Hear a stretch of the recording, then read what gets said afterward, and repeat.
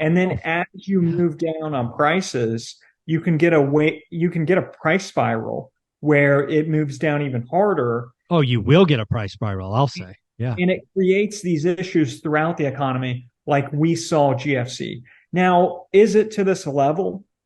And how much would they intervene?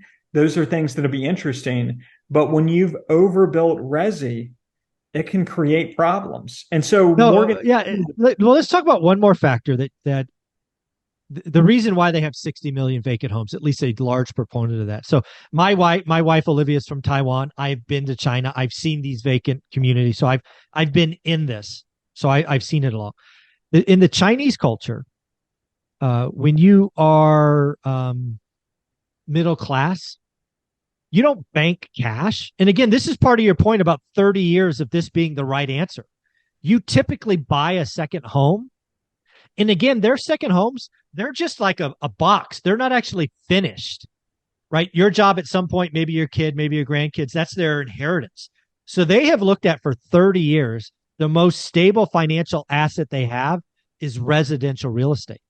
yeah, Now, just think about the psychological break that is. You now have 30 years of belief that real estate never goes down.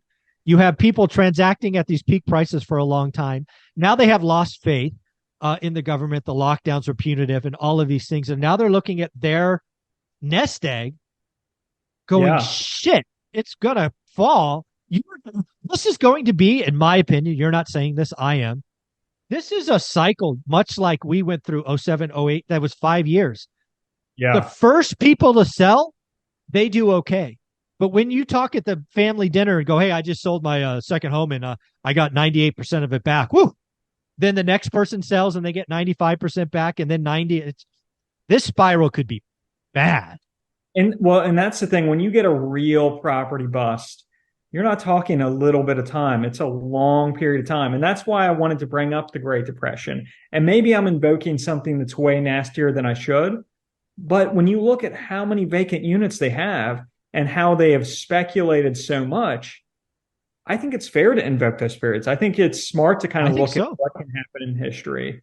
Um, and You you have know, to. You have to look at it. and Yes. because the engine for the growth, your wings are clipped because Resi is that engine. And so, they're already lowering rates, by the way. They are. They There's just lowered again this week. Yep. and but the thing is, if the interest rate sensitive of the economy isn't, it should. It doesn't It's matter.